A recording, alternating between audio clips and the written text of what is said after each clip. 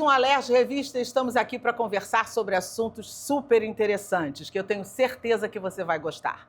Na conversa de hoje, nós vamos falar de superação, educação financeira e da nova Lei 11.015 de 2025, que permite o uso de spray de pimenta para mulheres no Rio de Janeiro.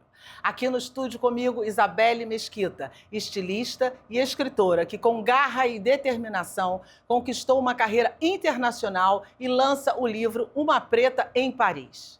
Fly Wagner, educador financeiro, que também é diretor artístico, nos conta tudo o que nós precisamos saber sobre educação financeira e como organizar melhor os recursos no meio do caos financeiro.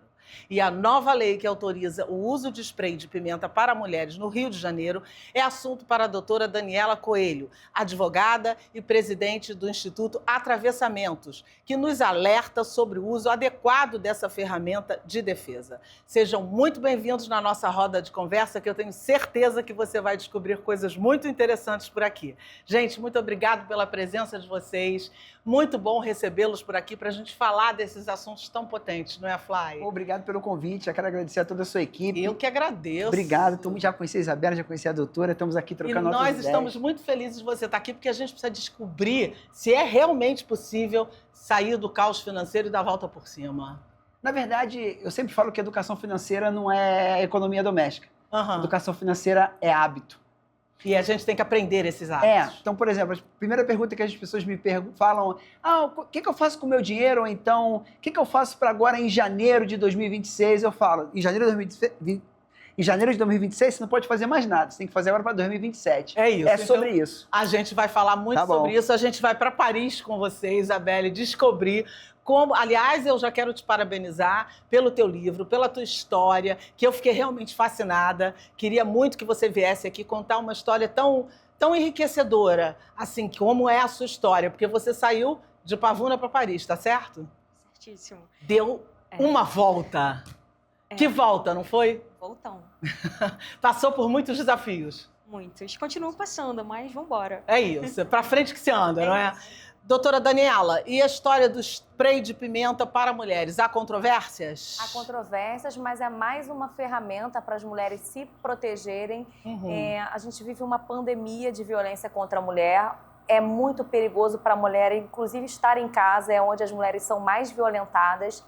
E essa lei traz uma importante sistema de proteção que as mulheres que estarem com medidas protetivas vigentes, elas vão ter direito a receberem o spray de pimenta e o Estado vai cobrar do agressor. Então, é claro que a controvérsia tem que ensinar essas mulheres a utilizar corretamente. Mas é uma importante ferramenta. Eu também achei. Mas você trabalha com mulheres, com muitas questões sobre mulheres. Quais são as demandas ainda mais frequentes? Ainda é a questão da violência doméstica? Sim, eu depois de muitas violências, eu resolvi falar, gente, eu tenho que estudar. Aí eu fui fazer uma especialidade em gênero, sou especialista em gênero. E é muita violência contra a mulher. Violências, às vezes, até simbólicas, que são difíceis de nomear, mas há um movimento de empoderamento muito forte. Então, hoje a gente nomeia o gaslighting, a violência moral, que é muito comum dentro dos ambientes de trabalho contra as mulheres, a violência doméstica, que ainda é o maior número no Brasil. A gente teve mais de 700 mil medidas protetivas solicitadas esse ano. Imagina, quase 1 milhão de medidas protetivas. Muita coisa. Então, E você acha que as mulheres ainda têm pouca noção dos seus direitos? Eu acho que as redes sociais estão aí trazendo uma revolução para as mulheres com informação. Porém, o que falta é o acesso à justiça. Ainda é difícil para essa mulher, por mais que tenha aí muitos avanços, como a medida protetiva online pelo aplicativo Lei Maria da Penha, gratuito, você baixa e pede. Ainda é difícil para essas mulheres acessarem a justiça. Mas eu te faço uma pergunta anterior a ela chegar lá e fazer a denúncia propriamente dita.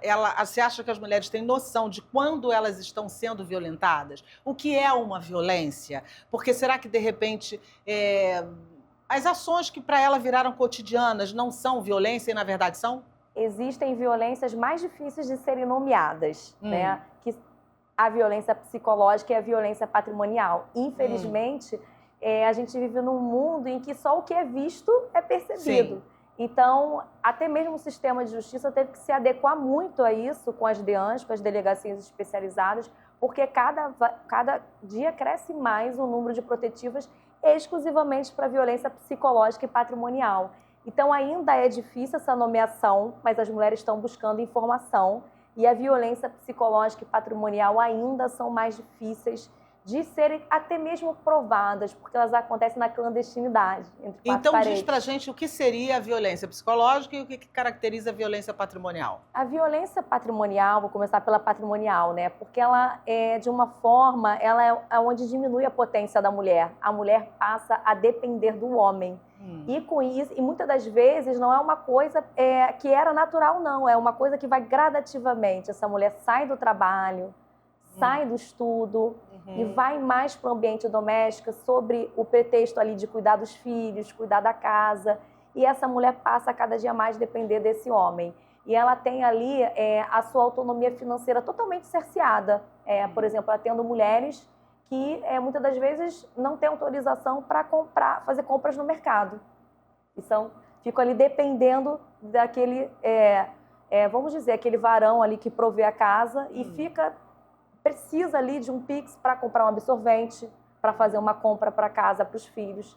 A dependência financeira, ela é assim, um grande problema para a mulher. E né? como é que a mulher pode fazer para reverter isso? Uma mulher que, por exemplo, ainda depende financeiramente desse marido, desse homem, desse companheiro. É um processo muito difícil, é necessário muito planejamento, um andar em rede, ter um grupo de amigas, porque a gente sabe também que numa sociedade como o Brasil, que as pessoas estão escolhendo contas para pagar, e a mulher com filhos escolhe ainda mais, a psicologia ainda é para poucas, né? Ainda para uma classe mais privilegiada. Mas com apoio psicológico, e eu sempre falo isso, né? Que vai ser até minha dica de literatura, né? A mulher, na história da humanidade, ela sempre deu conta. Então, assim, não importa a situação grave de violência doméstica que eu encontre uma mulher. O meu trabalho é sempre de empoderá-la a sair daquela situação, porque nada pode ser pior do que viver em violência. Com certeza. E o perfil desse agressor existe? Já tem um desenho desse perfil? Olha, infelizmente, não. Porque muito se tem assim, nas camadas populares, mas quem atua na ponta, né, seja ali no judiciário, juiz, promotor de justiça, delegado, nós advogadas, a violência contra a mulher ela não tem classe social. Ela é potencializada nas classes mais pobres, que as mulheres têm um pouco mais de dificuldade de terem acesso à justiça, a contratar advogados, até mesmo de se locomover para chegar a uma DEAN. Se essa mulher não tem dinheiro... E ela tem mais medo? Vocês já pensaram sobre isso? Ou fizeram algum estudo sobre isso? Que essas mulheres têm mais medo do que as outras mulheres? Principalmente onde o Estado não entra, onde há um predomínio do poder paralelo. As mulheres de comunidade, historicamente, eram as menores em termos de protetiva, são ainda as que morrem mais.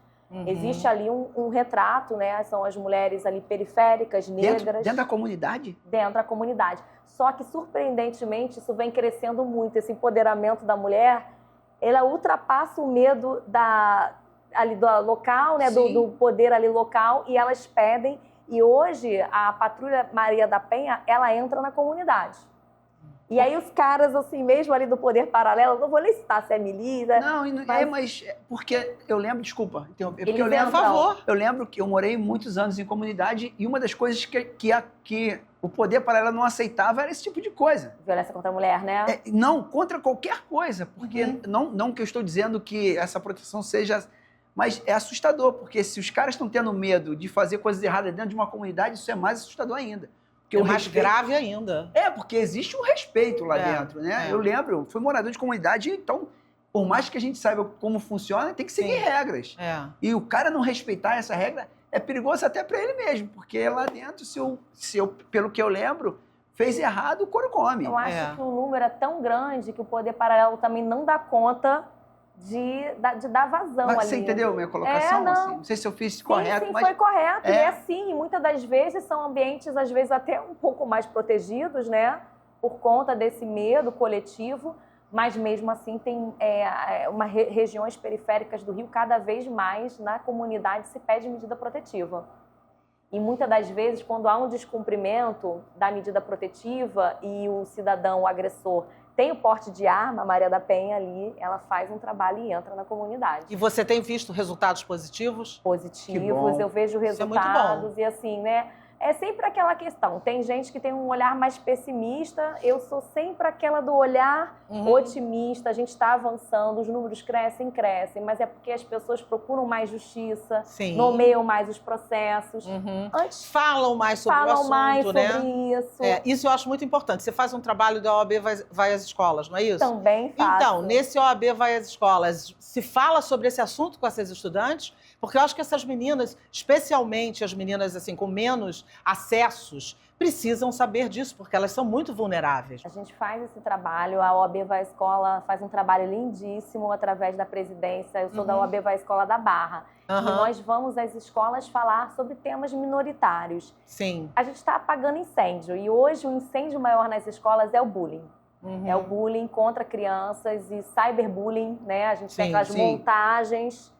É cruel, né? O cruel, porque antes o bullying estava só no físico e hoje ele é 24 horas, que ele está no aplicativo, está no WhatsApp, criam grupos, criam memes. E a gente é muito chamado para falar sobre isso com os jovens, mas a gente também trabalha muito empoderamento feminino. Eu sou especialista em gênero, aí quando está na palestra eu sempre trago. Legal, isso é importantíssimo. E a realidade, hoje as mães solo já são a maioria, a família brasileira já é a sua maioria capitaneada por mãe solo. Sim. E na OAB Vai à Escola, a gente vai muito nas escolas públicas que a gente acha que tem uma demanda maior por informação. E eu sempre trago essa pegada. Gente, vamos ver quem aqui é criado só pela mãe, a maioria, né? Então esse assunto eu acho que é de extrema importância se falar sobre violência, né? Sobre violência feminina com essas meninas, com essas jovens que já têm que crescer ligada. E o que eu posso estar sofrendo uma violência e nem sei. E às vezes, infelizmente, mas é muito comum, é de um padrasto, é de um tio, é de uma pessoa próxima, né? Isso torna a situação ainda pior, né? E aí, vamos para a lei, doutora. A lei chegou agora para proteger as mulheres e aqui no Rio de Janeiro todas as mulheres podem adquirir 2 frascos por mês, correto? E a gente tem que aprender a como usar isso, porque também não é um brinquedinho que a gente anda na bolsa, é para uma proteção. Quais são os casos admissíveis? Na verdade, essa lei ela ainda falta uma explicação e um letramento coletivo, porque eu entendo que ela é para qualquer mulher que sofre violência doméstica. Porque é uma lei muito curtinha, são 5 artigos, né? Mas ele traz ali no 4º artigo que a mulher pode usar na medida protetiva, ou seja, ela pode usar dentro de casa, porque a maior parte das medidas protetivas são concedidas em desfavor do cônjuge, do companheiro, do namorado, do marido, né? Geralmente o agressor está naquela relação ali familiar. Então, essa mulher, ela pode usar o spray de pimenta em qualquer lugar que ela se sinta ali ameaçada e tem ali aquela presença física, né, ali perto. E outro número muito impactante, né? As mulheres são muito violentadas e estupradas. Então, também o spray de pimenta, trazendo o caso ali do direito comparado em países como França, Espanha, é muito usado para a mulher se defender de ataques. Isso. Agora, vai ter que ter esse treinamento coletivo. E hoje em dia você faz através do YouTube, um videozinho. Até hoje eu procurei se já tinha um vídeo institucional, não tem. Não tem ainda. Temos que ter, porque assim... Com e aí, certeza. como que a gente usa? Porque se o cara estiver armado, pode ser perigoso. Exatamente. Então, eu quero falar sobre isso até para encerrar essa nossa conversa, desse outro lado da moeda, porque especialistas também estão dizendo que é uma faca assim, de 2 gumes, que é bom por um lado e ruim por outro, porque você pode atingir a pessoa de forma errada, você pode fazer aquilo acabar atingindo a você mesmo. Qual é a tua análise, assim, brevemente, sobre esse lado contrário? Eu acho que assim, é uma ferramenta, né? Toda ferramenta é positiva. Tem que ter o treinamento e esse empoderamento coletivo, ele vai ter que vir com uma capacitação pública, porque é uma lei. Então, as mulheres vão ter que ser ali capacitadas. Agora, eu também me questiono e fico um pouco preocupada como que vai ser com esses agressores que têm porte de arma, que têm conhecimento de lutas. A mulher, a gente precisa ter para ser uma legítima defesa, tem que ter paridade de armas, né? E o spray, ele, não sei, ele imobiliza a pessoa completamente na hora, o agressor, no caso? Na verdade, o spray de pimenta, a pessoa fica com a visão comprometida e as reações, que, além de tipo uma alergia. Por algum tempo? Por algum tempo. Na verdade, o intuito é afastar, repelir, e a mulher conseguir uma fuga, né? Acho que é aquilo, vai ter que ter treinamento, mas é mais uma ferramenta para... Só o Rio de Janeiro tem essa lei por hora. Você acha que os outros estados vão aderir? Assim, a gente que trabalha com lei, é uma corrida, assim, vem no estado, aí todo mundo começa a copiar. Eu acho que sim, que vai sim. Acho que é uma ferramenta, os números são cada vez mais assustadores. E eu acho que, sendo bem utilizada e as mulheres capacitadas, elas conseguem, muitas das vezes, ali, evitar um estupro, evitar um assédio. Ou, pelo menos, comprometer aquele momento ali para tentar uma fuga, uma saída, alguma coisa. É uma autodefesa, né? É verdade. Mas doutora, uma dica aí para quem precisa entender que está sofrendo uma violência doméstica, qual é o primeiro passo que essa pessoa tem que fazer na hora? Primeiro passo, denuncie. As mulheres que estão no radar da violência doméstica, que pedem protetiva, estatisticamente, e através de pesquisas de vários países, não só do Brasil, que a gente hoje cada dia mais produz pesquisa nessa área, demonstram que as mulheres morrem menos, porque é um ciclo de violência que começa com uma violência mais basiquinha. Geralmente começa com a violência psicológica, com a patrimonial, com a moral, vai para a física até chegar a um feminicídio. Então, a mulher que interrompe esse ciclo pedindo medida protetiva, indo numa delegacia e denunciando, ela tem mais chance de sobreviver. É isso. Então, o menor sinal de violência denuncia. Protetiva, que aí... Tem o número também, que Disque 180. É 180 e... E tem também a delegacia online. A delegacia a denúncia online. Eu sempre recomendo o aplicativo Lei Maria da Penha. Você pode instalar ou jogar no Google, ele também pode ser através do desktop. Lei Maria da Penha, você pede em meia hora, 40 minutos, você consegue uma medida protetiva, pedir uma medida protetiva e hoje o tempo são 5 dias para ser analisado. Rapidinho. É muito rápido. Que bom, né? Que bom que a gente está avançando, né? Isso é muito bom. Obrigada, doutora, pelos seus esclarecimentos, que eu acho que é fundamental que as pessoas fiquem ligadas nisso, não só as mulheres, mas os homens também, que eles têm que ajudar mulheres nessa situação. São parceiros. Também, tem que ser parceiros, né? São. Todo mundo contra a violência. Todo mundo. Obrigada, doutora. Você que está por aí, não sai, que a gente vai falar agora com ela, que eu te disse, saiu da Pavuna e foi para Paris. E, aliás, ela veio de Paris para o Alerj Revista, porque a gente é chique pra caramba, então não sai daí não, que eu volto já já.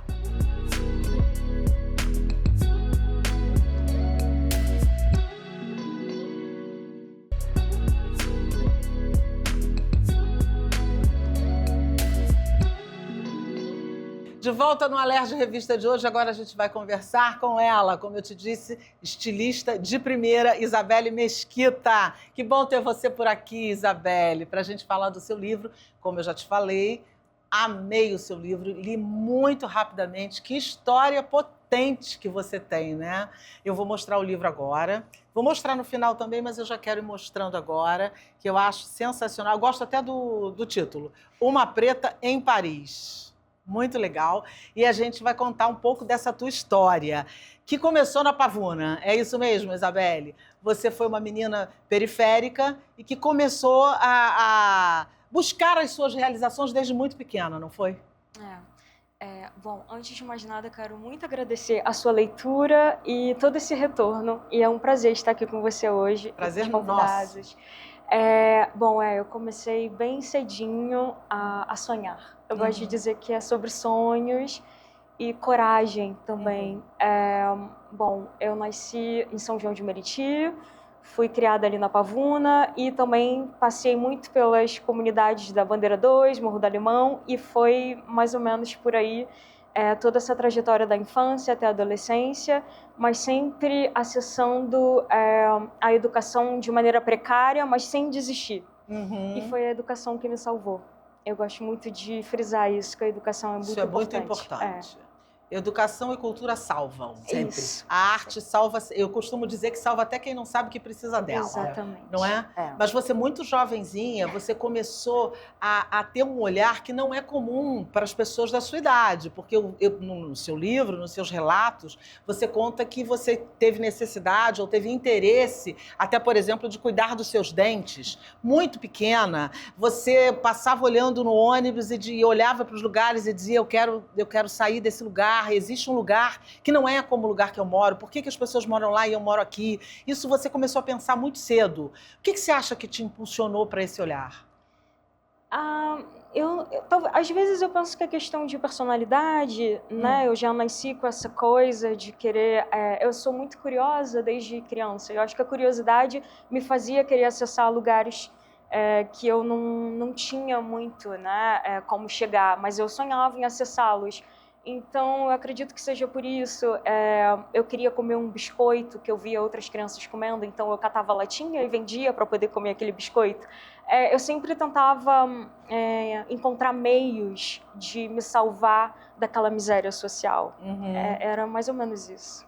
E você tinha a sua mãe muito aliada a você, né? A sua mãe foi muito sua parceira, sempre muito próxima de você. Mas você também encontrou pessoas que achavam que você não dá bola para essa menina porque ela é doida, né? Como é que pode uma menina querer ir para Paris? Como é que pode essa menina querer... É humana, sempre achar que o outro não pode, ou se achar que não tem condições de ir. Você sofreu isso? Porra, desde moleque, né? Aos 13 anos eu comecei a trabalhar muito cedo. Mas eu acho que tem uma coisa muito maior, assim. Foi o que ela falou que eu acabei me vendo. Desculpa te atrapalhar, Isabela. Por favor. Eu acho que uma das coisas mais importantes que tem pra gente que vem de comunidade é acreditar que a educação transforma mesmo. É verdade. Às vezes você encontra a dificuldade, você encontra os novos desafios, os pais, um pai alcoólatra, uma mãe que não tinha conhecimento, e sua mãe que não tinha conhecimento falava assim, meu filho, você tem que estudar, porque só o estudo pode salvar. E é verdade. Pode ser a escola pública, pode ser, o importante é você buscar. Eu acho que está aí a transformação da gente. É acreditar que é possível. Eu sempre falo uma coisa importantíssima. Eu nunca perdi para o sistema. É isso. Nunca. Por quê? Porque a educação estava em primeiro lugar sempre. É verdade. Você passou por muitos perrengues, né, Isabelle, ao longo da sua trajetória. Com a sua chefe lá no seu laboratório de química. Você viu que eu li o livro, né? Tá vendo? Sei dos detalhes. Você passou perrengue com ela, tendo sempre que provar alguma coisa a mais do que... Como se você tivesse que estar sempre provando a mais. E isso é uma tarefa que eu acho que é um pouco cansativa, né? Isso vai exaurindo a pessoa, né? Porque todo dia você tem que provar a mesma coisa, e já provou, tem que provar de novo, não é? O que te fazia não perder o norte? A gente quase perde, né, todo dia. Mas quando a gente acredita, tem um foco, você só vê aquilo. E essas coisas que vão aparecendo no caminho, essas pessoas, esses bloqueios, a gente vê apenas como desafios que a gente tem que... né, e vencendo, e eu tinha o meu objetivo, que era sempre a educação, acessar um bom trabalho, poder ajudar os meus pais a sair de toda aquela miséria. E então eu não focava muito no que ia aparecendo no caminho, apesar de me sentir exausta, mas eu nunca demonstrava essa exaustão. E você sempre estudava para tentar ir melhorando e galgando novos espaços, novas conquistas, e às vezes até os seus pais ficavam um pouco temerosos, né? Será que ela não está indo longe demais? Será que vai conseguir? E você viajava com pouco dinheiro, mas viajava, e chegava lá e se virava para pagar suas contas, né? Essa é determinação. O nome disso é ter uma determinação, né? Mas você teve passagens muito desafiadoras. Qual que você considera assim, que foi mais desafiadora, que fez você até tipo repensar assim, é isso mesmo que eu quero? Está valendo a pena esse esforço? Quando a gente estava ali na Pavuna, naquela casa, sem cama para dormir, às vezes sem comida, isso era muito triste para mim como criança. Eu ficava assim, será que eu estudando eu vou conseguir ter dinheiro para ter comida, para ter cama, para dormir? Será que a gente vai conseguir ter uma casa, um quarto? E depois em Paris, quando eu era imigrante, sem né, os meus documentos, para poder continuar, porque todo ano eu tinha que renovar o meu visto, e todo ano era um desafio muito... Sabe, a gente pensa que vai ser deportado. Então, era muito difícil continuar. E as pessoas falavam, desiste, você não precisa mais disso. Você já fez já tem seu diploma, vem embora. E eu ficava, não, eu preciso, né, continuar. Então, acho que foram uns momentos bem... foi difícil. E você saiu de um mundo que não tinha glamour nenhum, como você está dizendo. E nem convivia com pessoas que tinham isso no seu raio de sonho, sequer. Não. O que te levou para a moda? Eu fiz química industrial, Sim. né, para poder ter o alimento. E depois eu tive a oportunidade de cursar moda com bolsa de estudos e foi como se eu pudesse... sabe, quando a gente é pobre, a gente faz o curso para poder ter dinheiro, para poder salvar a nossa família, para ajudar a pagar a conta de luz. Não é por prazer, é pelo dinheiro. E nesse sentido eu pensei, talvez a moda seja um prazer que eu vou ter. Eu vou aprender a desenhar, eu vou aprender história do design, história da moda. E eu não vou me preocupar em estar ali apenas porque eu preciso arrumar um emprego e levar dinheiro para casa. Então eu trabalhava durante o dia no laboratório de química e à noite eu ia cursar moda graças à bolsa de estudo. Incentivo do governo, que é muito importante para a educação, para os jovens de baixa renda acessarem, e as cotas raciais que nós temos que reconhecer. E então era bacana poder fazer esse curso de maneira tranquila, sem focar apenas no dinheiro para levar para casa, porque eu já tinha feito o primeiro curso, que era a química. E acho que eu queria ter essa oportunidade. Mas aí a moda foi te seduzindo. Foi me seduzindo. E eu acabei deixando a química de lado e me dedicando à moda, porque eu tive esse privilégio. Sem dúvida nenhuma. E a questão do preconceito, ela te pegou em que momento? Como é que você driblou isso? Ele tá ali o tempo todo, né? Porque é enraizado, a nossa sociedade ela é estruturalmente racista, então ele tá o tempo todo, mas eu não foquei somente nisso. Eu ia desafiando as barreiras do racismo, como eu trago no subtítulo da obra, e fui sem olhar para trás e sem dar ouvidos a esse racismo que tenta deixar a gente aprisionado. E fui embora, continuo. Você acha que a gente já melhorou? O Brasil, especialmente, vamos falar de Brasil. Ela deu até uma risada, mas você acha que Brasil, em termos de Brasil, nós já melhoramos, já caminhamos? Quer dizer, caminhar a gente caminhou, mas a gente já caminhou o suficiente? Aonde estão os nós mais amarrados dessa história? Olha, a gente avança, eu vejo que tem avanço, mas acredito que a gente precisa ter mais acesso para a população negra, principalmente para a mulher negra. Ainda tem um acesso bem restrito para os locais de poder. Acho que a gente não está acessando muito as posições de poder. Eu acho que é isso que está faltando e é nesse sentido que a gente ainda não avançou.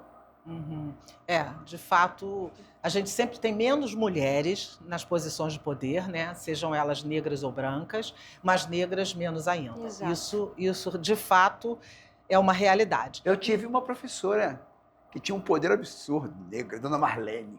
Quando ela chegava, tinha todo mundo aqui, ó. Dona Marlene Matos? Não, essa foi outra. Todo mundo levantava e ia. Dona Marlene, professora de matemática, eu nunca mais esqueço. Aquela ali dava ótima professora. Eu também tive uma. Marlene Matos é outra história. Eu tive uma no Pedro II. Ela me dava aula de matemática também. Dona Marlene. Dona Ermelinda. Mas são raras. Eu sei. A gente vê, mas aquela ali era demais, eu lembro. A gente ainda tem muito menos, não é, Isabelle? E você ascendeu socialmente. Então você sabe os dois lados da moeda. Você esteve aqui, de um lado extremo, e você foi para um outro lado, porque você conta na sua história, como você está contando aqui, era de fato uma realidade muito extrema, de uma pobreza extrema. E aí você chega do outro lado, você faz os 180. Chegar do outro lado, esse glamour que o mundo te oferece hoje, esse lugar que você acessou, mudou o que para você? Às vezes a gente se sente até culpado de ter esse acesso. Porque a gente pensa nas pessoas que não têm esse acesso, da onde a gente vem.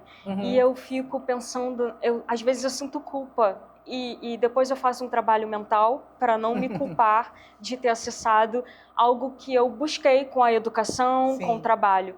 Mas é chocante, porque é tanta coisa, né, que que você acessa num outro lugar, você pensa que não é possível. Como é possível? Como a gente vive o tempo todo sem um pratinho de comida, um colchãozinho macio para dormir, o direito ao descanso que a gente não tem.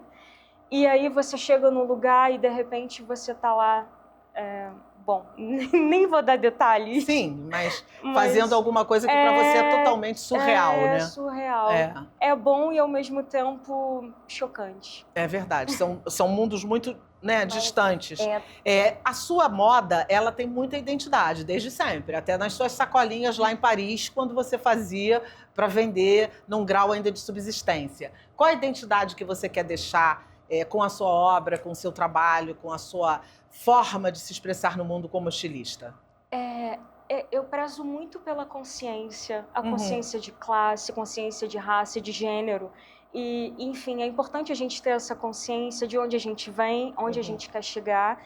E então eu faço isso na moda, eu sempre prezo por uma moda mais responsável, não um consumo exacerbado, eu não gosto muito de ir por esse caminho. Então, por isso que eu fazia essas sacolinhas artísticas. Na minha arte, né, também eu sempre estou falando disso, da sustentabilidade, da importância da gente ter essa consciência ao consumo e sobre a questão da mulher negra, e é por esse caminho que eu trabalho. É uma identidade que você deixa muito importante, porque é sempre um sinal de alerta, né? Uma pessoa que está acendendo uma luzinha, eu estou aqui fazendo isso, por isso, Exato. Não é? E aí você lançou o livro, como falamos aqui, Uma Preta em Paris, e que você fala da sua história, que é maravilhoso, como eu já disse. Qual foi a tua principal motivação? Seria impulsionar pessoas com a sua história ou fazer as contas, na verdade, fazer as contas e as pazes com o seu passado? Eu fiz as pazes com o meu passado, isso de fato, porque conforme a gente vai escrevendo, né, é uma terapia, com certeza. Uma terapia artística. E também eu fui convidada pela agência da França para ser a garota propaganda dos estudantes estrangeiros que saem dos seus países para cursarem moda e arte. E aí eu recebia muitas perguntas sobre esse meu trabalho, a trajetória, como é ir para Paris para estudar. Então, eu pensei que eu poderia compartilhar essa experiência com muito mais gente, não só através de mensagens e e-mails. E aí eu também fui motivada por esse motivo. E também impulsionar outras mulheres, outros jovens, outras crianças que vêm do mesmo lugar que eu. Sim. E afirmar que é possível, sim, através da educação, do trabalho e do apoio familiar também, que é muito importante. Sim, sem dúvida. A família, eu acho que é a base de tudo, né? Ajuda a gente a vencer. Eu acho que todos os desafios que você tem na vida, se você tem uma família que te apoia, eles acabam sempre sendo menores do que quando as pessoas não têm, né? Viver em Paris, sendo uma brasileira bem-sucedida, como é que está sendo essa experiência? Você chegou onde você queria? Olha, eu cheguei num lugar legal, cheio de arte, de estilo, de criatividade. Eu gosto muito do meu ateliê em Paris, de trabalhar, de falar com as pessoas, de apresentar as ideias, expor. Eu não sei, eu acho que eu ainda estou indo, eu ainda não cheguei, não. Mas essa coisa assim, quando você está lá, você se sente muito estrangeira, assim, que te olham muito como a estrangeira que está aqui, que está fazendo arte, que é brasileira. Tem isso ou você acha que você já é mais aceita? Eu não percebo muito. Eu percebia mais quando eu estava na escola e assim que eu tinha chegado. Depois a gente acaba se acostumando, sabe, com o ambiente. E eu tenho muito acesso para arte, para exposições, para apresentar o meu trabalho. Então, eu me sinto bastante acolhida nesse sentido. Mas é aquela coisa, eu sou brasileira lá e aqui eu não sou tão brasileira, então a gente fica meio não sei de onde eu sou, não sei nem quem eu sou.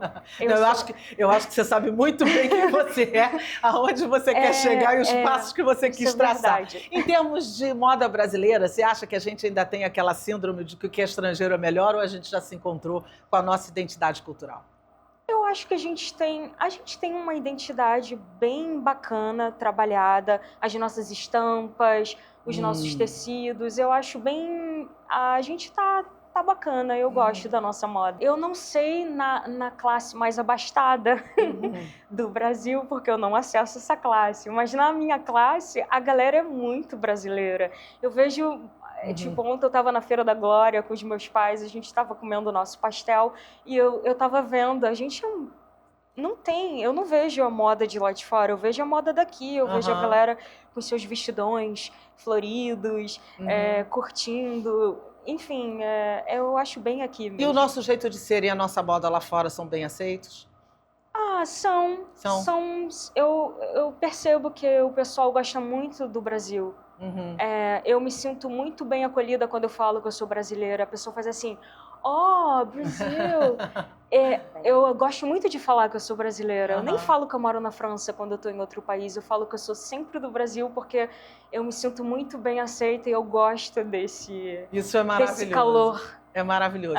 E é maravilhoso para nós brasileiros termos uma história como a sua para contar. Para registrar e para a gente dizer que é possível. É possível para todo mundo. Se foi possível para você, se foi possível para você, não é, Fly? É possível para qualquer pessoa que queira, né? Parabéns pelo seu trabalho, parabéns pela sua história.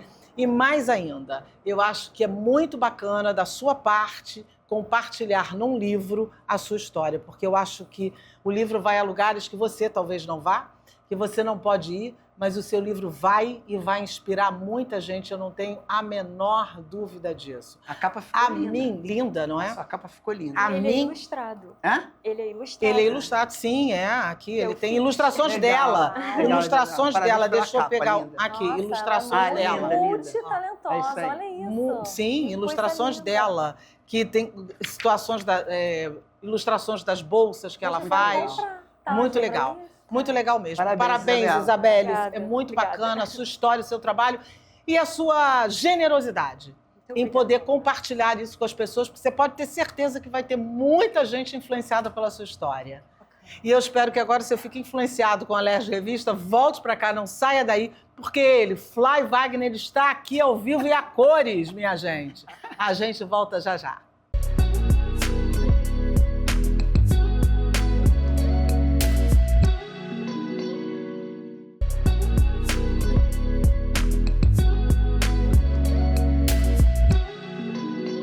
Voltando com o nosso Alerj Revista de hoje, agora a gente vai conversar com Fly Wagner e vai saber como economizar. É economizar mesmo? Não, esse negócio de economizar, né? Conversa fiada? O negócio é ser educado financeiramente. Que muda bastante. Com certeza. E o que a gente precisa fazer para ser educado financeiramente? Mas antes disso, reconhecer que você já está no desequilíbrio. Na verdade... o que eu percebo hoje? Eu não culpo ninguém por não saber consumir. Eu não culpo ninguém por não entender o dinheiro, porque isso não teve na nossa educação. Sim. A gente costuma mudar hábitos sempre na dor, né? Então, por exemplo, vou fazer uma comparação boba, mas vocês vão entender. Meus pais, minha mãe morreu por causa do cigarro. Ela precisava fazer aquela ponte safena, e o medo não deixou ela fazer. Então, o mau hábito do fumo levou ela à morte. Então, ela chegou ao ponto de sentir a dor, o médico avisou e ela morreu. O meu pai era alcoólatra. Então, meu pai chegou ao ponto de beber muito e ele morreu por causa do alcoolismo. Então, mas ele sentiu a dor antes de falecer. Nós temos o hábito de querer mudar quando chega nesse limite. E, às vezes, não dá tempo, como não deu tempo para meu pai, não deu tempo para minha mãe. Então, a educação financeira é como fosse essa mudança de você entender que é preciso você mudar os seus hábitos financeiros. Então, hoje, quando eu falo de educação financeira, eu trago esse hábito de você aprender a lidar com o que você ganha. E você parece que aprendeu essa situação um pouco na prática. Na dor. Você veio de uma realidade não muito favorável, como você disse, financeiramente, começou a trabalhar muito jovem, não é? E aí você foi pro weekend dance, street dance. Aliás, você começou a dançar espontaneamente? Não, fui pra beijar na boca. Era o que tinha. Era o que temos pra hoje. Eu sou um cara que eu nunca me achei bonito, né? Mas eu tinha que chamar a atenção das meninas. E na época eu trabalhava, a gente já não se vestia muito bem, né? Aquela coisa. Então, como chamar a atenção das meninas? Com a dança. Então as meninas me olhavam, nossa, você é lindo. Porque a dança chamava essa atenção. Então foi aí. Só que naquela época, esse era o objetivo. Quando eu descobri que eu podia ganhar dinheiro com a minha arte, aí a gente começa a levar um pouco mais a sério. Mas para viver da nossa arte era muito difícil. Então aí eu fui arrumar meu primeiro emprego para trazer o recurso para dentro de casa, que era para ajudar os pais, que não dava para sobreviver com a renda do meu pai. E não dava nem para você fazer curso de dança, isso não era possível. Não teve curso de dança na minha vida, foi entendeu? A gente foi, o You Can Dance, nós fomos os próprios professores da nossa arte. A gente se especializava. E você se inspirava no quê? Michael Jackson e os gringos que dançavam aquilo que a gente gostava. E aí era ensaio e erro, vamos fazendo e vamos vendo se dá certo. Na verdade, o You Can Dance tinha uma coisa muito bacana, que a gente estava sempre treinando. Então, quando as oportunidades apareceram pra gente, a gente estava pronto. Tanto que quando a gente entrou na emissora, na Rede Globo, a primeira vez que a gente se apresentou no programa da Xuxa, ela contratou a gente. E como é que vocês chegaram lá? Boa pergunta. A gente, paralelo a tudo que a gente fazia do nosso trabalho, a gente participava de muitas figurações dentro da emissora. E aí as oportunidades foram aparecendo. Então, tudo que tinha a ver com dança, a emissora convidava a gente. A gente fazia parte de uma agência chamada Afro Brasil, que era uma agência só de negros. Eu era o único branco da agência, eu era da cota. E aí a gente começava a se apresentar e houve um convite do Oswaldo Bery, que era o coreógrafo da época, vendo a gente dançar num programa chamado Os Trapalhões, direção de Hilton Franco. Era Isso Aí, My Brother. Era o quadro que tinha nos Trapalhões. Ele viu a gente dançando e convidou a gente para participar do programa, que era o show da Xuxa, Novos Talentos, Oportunidades. A gente chegou no programa com um disco do Snap, I Got the Power, Snap, era uma coreografia de dança de rua, e Marlene perguntou pra gente quanto tempo tinha a nossa música. A nossa música tinha 5 minutos e 40, quase 6 minutos, e Marlene falou, ninguém dança na televisão esse tempo. Então, quando começar a dar 2 minutos, 2 minutos e meio, a música vai baixar e vocês vão parando de dançar. A gente só queria a oportunidade de se apresentar. A Xuxa chama a gente no palco, os 4 meninos entram, a gente começa a dançar, vai dando tempo, a música baixa, de repente a música aumenta. E a Marlene deixou a música inteira até o final. Olha! No final da apresentação, aquela coisa de quer mandar beijo pra quem, ou vai chamar o bloco, né? Estamos aqui, vai chamar o bloco, chama o desenho. Nesse momento que tem ali o kill, Marlene Matos abre o talkback e fala, You Can Dance, vocês são os mais novos contratados da Xuxa. Olha! E a gente ela contratou o You Can Dance e lá eu fiquei 30 anos na emissora. Que maravilha, hein? Para você, aquele momento, aquela possibilidade foi um divisor de águas realmente, não foi? Ali a Marlene Matos deu oportunidade para 4 moleques de São Cristóvão, dali do Morro da Mangueira. Que legal, né? Isso é uma história maravilhosa. E vocês souberam aproveitar, né? Isso eu acho que é também muito importante, né? A gente estava pronto. Não só dançando, mas eu digo aproveitar as oportunidades, porque às vezes as pessoas se perdem no caminho, né? Você dá uma oportunidade, a pessoa se perde, né? Mas aí você começa a ganhar dinheiro. Sim. E em dado momento você começa a perder dinheiro. E foi nessa perda que entrou a educação financeira na sua vida? Eu nem me sinto culpado por ter perdido. Eu não sabia. E quando a gente não tem nada, a gente quer ter tudo. Sim. O problema é você manter tudo. É, verdade. É porque assim, eu só fui sair do morro depois que a minha mãe morreu. Porque eu tinha todo o sucesso, mas continuava morando lá. Minha mãe não queria sair. Então eu continuava morando no morro. Mesmo trabalhando na Globo, fazendo sucesso. Tem uma coisa muito interessante que eu gosto de compartilhar, que nós 4, a gente nunca perdeu o chão. Vou dar um exemplo. A gente ia fazer o show com a Xuxa pelo Brasil ou pelo mundo. A gente pegava um ônibus, descia o morro, pegava o 474, descia ali no aterro, descia ali, pegava um avião fretado, chegava nos hotéis mais chiques do mundo, tudo muito caro, tudo muito, sabe? E a gente não perdia o chão. A gente acabava aquilo e voltava para a nossa realidade. Eu acho que foi isso que foi fortalecendo o grupo. Quando a gente chega ao sucesso... Mas não entrou um deslumbramento aí, não? Não Porque entrou, vocês eram muito jovens. Não entrou deslumbramento não, e entrou. nem a coisa do consumismo exagerado, vivendo no país que a gente vive, que consumo é tudo. Então, é por isso que depois que eu aprendi educação financeira e levo isso muito a sério, eu entendi que...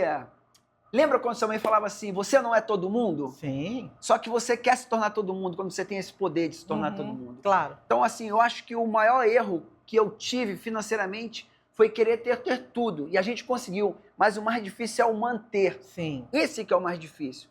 Então, eu tive, como eu te falei, a minha mãe morreu, eu já estava numa situação de financeira difícil. Porque a gente que vive da arte tem o seguinte, principalmente o artista. Você fez uma música, você explode, você ganha dinheiro. E você tem que se capitalizar e se manter no momento que não tenha mais o sucesso. O artista tem isso. Ele explode, ele vende, ele ganha muito dinheiro, mas ele não pensa lá na frente. Sim. E tá tudo bem, faz parte, você não sabia disso. Então, quando você quebra, só tem uma alternativa, subir. Até porque você não sabe o tempo que você vai levar com aquele sucesso. Eu tava conversando com a Dani sobre 30 anos de emissora. Eu fiquei 30 anos na Rede Globo. Sim. Em 2010, eu percebi que a emissora estava demitindo. Foi um estalo. Então, eu comecei a me preparar para esse momento. Então, é isso. É sobre a visão que eu tenho hoje de mercado e de educação financeira. Não tem a ver de ficar rico ou milionário. É você entender o mercado e tentar se blindar ao máximo. E como é que você começou a estudar sobre isso? Onde você foi buscar essas informações? Através dos livros. Você se interessou pelo assunto e foi buscar aprender sobre isso? No quarto período de faculdade, que eu estava fazendo de marketing, né, a Rede Globo pagava 80% da minha faculdade. E quando você tem uma bolsa e você repete uma matéria, você perde tudo. E no quarto período, eu encontrei uma matéria que eu perdi tudo. Eu perdi a minha bolsa. Eita. Eu repeti. E aí eu precisei de ajuda. E ninguém te ajuda. E tá tudo bem, faz parte. Tanto que hoje a educação financeira é um propósito de vida. Sim. Eu descobri algo que faria de graça pelo resto da minha vida. A educação financeira. Só que hoje eu sou remunerado. Então, quando a gente é remunerado por aquilo que gosta de fazer, porra, é sangue nos olhos. Com certeza. Então, quando eu perco tudo, perco a minha bolsa e fiquei totalmente endividado, eu pedi um dinheiro emprestado e fui comprar um livro chamado Pai Rico, Pai Pobre. Olha. Foi um livro que mudou a minha história, mudou a minha cabeça. E eu era um cara que sabia fazer dinheiro.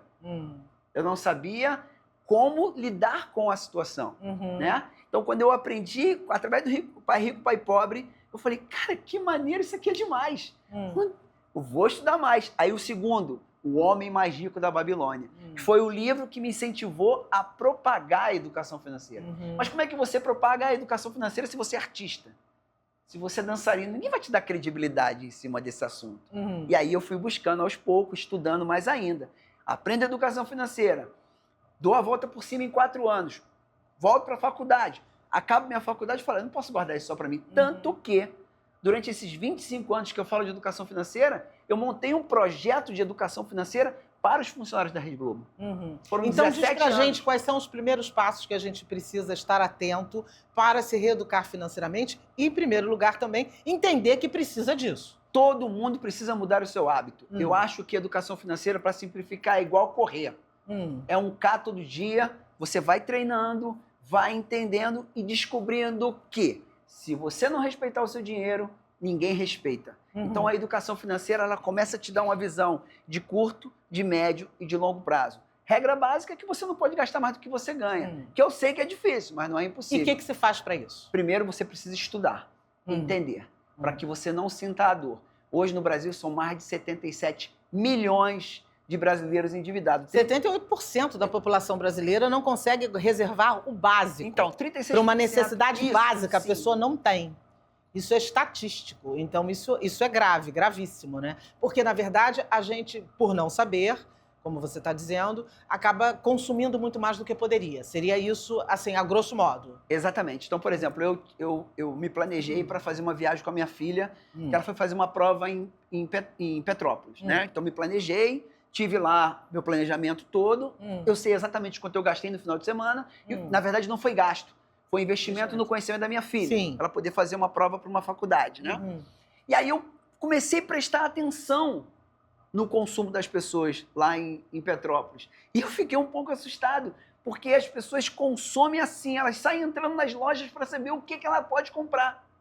E isso é um pouco assustador, porque quando você vai consumir, você tem que se planejar o que você quer comprar. Então, o que a gente tem que fazer? Planejar? Planejar, eu acho que é o principal. É o primeiro ponto, seria o primeiro ponto. Dona Cássia, minha mãe, ela não tinha educação, certo? Mas ela tinha uma coisa, o planejamento dela. Então, ela tinha o dinheiro do peito esquerdo, que era para pagar a mistura, o dinheiro do peito direito era para pagar a conta de luz, e assim ela vai se planejando dentro das dificuldades delas. Se planeja em qualquer situação. Foi o que eu falei da violência doméstica. E a Dona Cássia, apesar de não ter a educação financeira, a coisa de sustentar a casa, de ajudar em casa, ela tinha o hábito de vender tudo, de fazer uma unha, de fazer uma faxina. E isso foi me mostrando a importância de valorizar esse tempo de trabalho que você dá.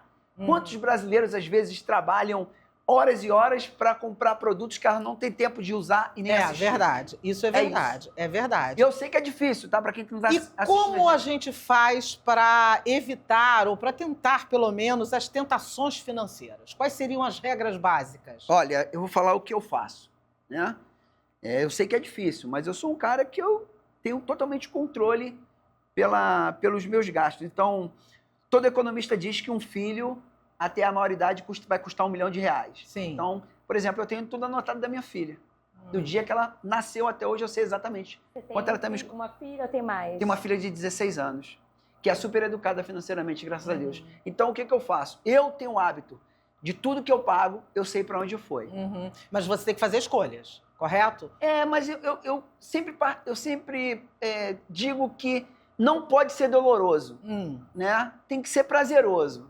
Eu não sou contra ao consumo, mas o consumo exagerado... Então você precisa fazer escolhas dentro daquilo que você tem. Isso. Eu tenho X. E qual é o percentual ideal que a gente deve ter, médio, guardado? Que você não... Um dinheiro que você não toca para as suas... Não é para os seus sonhos, mas para as suas necessidades, para as suas emergências. Qual seria o ideal? Vou te fazer a pergunta ao contrário, você vai me responder. Quanto é que você paga pro garçom quando você vai no restaurante? 10%. Quanto é que você pede? Às vezes 12%. Eu não pago 12, eu só pago 10. Às vezes 12%. Mas eu entendo. Mas eu não pago 10, eu não pago 12. Outra pergunta, quanto é que você pede de desconto quando você vai comprar à vista? Eu? Não eu pede, peço. né? Não, eu peço, mas eu não peço sempre. Quanto é que normalmente a gente pede? 10%. Como é que as pessoas fazem? Você vai pagar assim, você vai pagar assado? Não tem sempre tem. Então, é sobre isso. Eu acho que você tem que se pagar primeiro sempre. E eu acho que se pagar primeiro, na regra básica da educação financeira, é de 10% a 20%. Cartão de crédito é vilão? Nunca. É vilão? Não é vilão. Você tem que saber usar a seu favor. E quais são o que você considera os erros mais comuns de uma pessoa que está em endividamento ou chegando lá, ou aquelas pessoas assim já desequilibradas? O maior erro que os brasileiros têm é sempre achar que pegando mais dinheiro para quitar a dívida vai resolver o problema. E não vai. Porque você continua com os mesmos hábitos. Então, primeira coisa, quando você está endividado, é entender. Eu preciso reconhecer, é fazer um check-up. As pessoas têm medo de fazer check-up porque têm medo de descobrir um problema. E isso assusta. Você não tem que ter medo. E hoje a lei do superendividamento que está aí, que todo mundo pode buscar, é maravilhoso. A gente usa bastante para as mulheres. Claro! Então, assim, essa coisa de ter medo de falar. Eu sou muito franco com a minha família, né? Então, eu acho que todo pai de família, toda mãe de família, todo mundo tem que botar todo mundo na mesa e falar o seguinte, ó, o papo é reto. Tá assim, tá assado, preciso da ajuda de todo mundo e todo mundo vai pra frente correr atrás. É isso, eu acho que o grande barato é, se você tá endividado, você não precisa de mais dinheiro para quitar dívidas. Você precisa do quê? De educação financeira. Que significa? Aprender a lidar com o dinheiro. E reduzir gastos. Sempre viver dentro da sua realidade. Nunca gastar mais do que você ganha. Mas se você já tá no buraco, você começa por onde? Livros, educação financeira. Para você saber como você vai administrar aquele caos. Entrar no endividamento é muito rápido e sair dele é muito difícil. Sim. É igual emagrecer. As pessoas que querem emagrecer rápidas, o que elas fazem? Eu vou fazer uma cirurgia, fazer uma lipo, é que baixa, mas sobe. Uma canetinha. Exatamente. Então é o seguinte, treino é treinar para emagrecer. Aí é difícil, beleza, eu respeito. Mas eu acho que ainda... É um treinamento. É um treinamento. E aquela sua máxima, tem dinheiro, compra, não tem, não compra. É assim? Importante, eu não sou contra a comprar. Se você quer ter um carro de $1 milhão e você pode manter, compre. Te dá prazer? É isso. Eu acho que é entender como usar o dinheiro a seu favor e não contra. Quando eu fui para Paris, eu fui para trabalhar. Eu não fui para me divertir. Eu fui lá, adorei conhecer, eu vi muita coisa legal, fiquei apaixonado por Paris. Sim, é uma cidade lindíssima. Exato, eu fiquei maravilhado, assim. Eu também. Mas não gastei dinheiro. Não, mas não é porque eu sou pão duro. É porque eu entendi que aquele momento era para trabalhar. E todo recurso que eu levei Eu sabia o quanto eu podia gastar por dia. Saber o quanto pode gastar também é fundamental, Sim, né? eu não me empolgo. É isso. Não tem essa coisa de não me empolgo nunca. Você Nunca não é me vencido boicote. pelo olhar, não é vencido pelas tentações. Não tem essa É. comigo. É por isso que eu valorizo muito, não só o meu dinheiro, mas o dinheiro. Eu imagino a Isabelle. Aí. Imagina a Isabelle em Paris, assim, deve ter sido muito difícil, mas tenho certeza que ela valoriza cada euro que ela ganha lá. Quando eu fiquei 30 anos na emissora, eu me planejei para sair. Né? Porque quando você fica 30 anos Sim. num lugar, quando você sai, É. e eu não tive tempo de mostrar para o mercado, eu como diretor artístico. Então eu tive que criar o meu mercado. Então eu criei o meu estúdio, eu montei o meu estúdio para botar em prática tudo aquilo que eu aprendi. Se eu não tivesse educação financeira, eu estaria com problemas. Teria dado ruim. Com certeza. Planejar é tudo. Certo. E eu quero falar sobre o seu livro, Como Sair do Buraco. Desafie também os seus limites. Ele não tem mais fisicamente, é isso? Ele só Mas tem ele hoje tem online. como? Online. Então, quem quiser, olha aqui, é uma excelente dica para a gente pensar sobre educação financeira. Posso falar uma coisa interessante? Por favor. Todo o dinheiro que eu ganho nos livros, quando eu tinha ele físico, eu não pegava recursos financeiros, eu pegava em livros para distribuir para as pessoas no meio da rua. Muito legal. Era um trabalho que Muito bacana. mais social do que de negócio. Legal, muito bacana. Parabéns por Obrigado. isso. E parabéns pela sua história, pelo seu trabalho. Acho que pela nossa, né? Todo mundo aqui, mas nesse momento, Isabelle super aqui, parabéns, parabéns pelo Isabelle. seu trabalho, pela sua história, pela sua forma de ver a vida, que eu acho que isso também Papo influencia reto. muito Isso. as nossas decisões. A maneira, claro, a maneira como a gente é criado, tudo isso. Mas a forma como a gente vê a vida, né, Isabelle? Sim. A forma que você viu a vida te levou a chegar onde você chegou. A gente acabou de falar em livro, então agora nós vamos para o nosso momento literário e vamos saber o que os nossos convidados andam lendo. O que você anda lendo, doutora Daniele? Aqui, no intuito do que eu falei um pouquinho, para quem quer entender um pouco do que as mulheres sofreram, a gente vai precisar entender a história da opressão das mulheres. E aí eu indico o livro A Criação do Patriarcado. Maravilha. Isabelle? Eu tô lendo A Crítica da Razão Negra, de Aki Bembe. Ele fala um pouco de como esse passado que desumanizou, né, a população negra nos desafia a reinventar o nosso futuro sem deixar que a raça nos aprisione. Então é uma leitura muito bacana e eu indico para todo mundo. Bacana. Fly? Eu vou indicar Como Evitar Preocupações e Começar a Viver. É um livro que me preparou para esse novo momento da minha vida profissional, sem pressa, sem sofrimento. É um livro que mostra como é que a gente pode treinar o nosso cérebro para não se boicotar, não sofrer antecipado, não ficar pensando muito no futuro, viver de forma leve. Como diz Buda, viver já é um sofrimento, tem que tentar sofrer o menos possível. Com certeza, a vida precisa ser alegre para E esse livro vai deixar... Apesar das dificuldades, Sim. né? E eu vou indicar um livro que se chama Por Onde o Tempo Passa, que são crônicas, editado pela Amaralto, da Letícia Wierzchowski. O nome dela é difícil. Muito difícil. Difícil mesmo. Mas ela escreveu A Casa das Sete Mulheres. Ela é uma roteirista, escreve muitíssimo bem. É um livro de crônicas e que ela fala da família dela. Eu achei que tinha um pouco a ver com a nossa conversa. Ela conta sobre a família dela através de crônicas e dos desafios que ela passou, das memórias, das superações, de uma forma muito leve, muito interessante. Por Onde o Tempo Passa, crônicas da Amaralto. É a minha indicação, Letícia Wierzchowski. Esse é o nome dela. Agora, a hora da nossa dica da cultura. Uma boa dica. Qual é a sua dica? Vá ao teatro, vá ao cinema, vá à exposição cultural. E é isso. Isabelle? É a exposição Olhares Negros, que está rolando no Mar, que é sobre um projeto social do Complexo da Maré, que teve uma oficina de fotografia com jovens da comunidade. E eu quero muito ver essa exposição fotográfica e eu acho que todo mundo deve visitar. Excelente dica. Fly? Olha, eu vou dar uma dica de um documentário. Por favor. Explicando o dinheiro. Tá. Que eu acho que vale muito a pena, porque ele fala de 5 temas. Envelhecimento, financiamento estudantil, jogos de aposta, enriquecer rápido e cartão de crédito. Sua palavra de ordem. É é isso, mulheres. A gente precisa se reeducar, nomear os processos que a gente vive. É utópico? Pode ser, mas todas precisamos nos engajar no coletivo. Isabelle. Educação salva. Educação salva.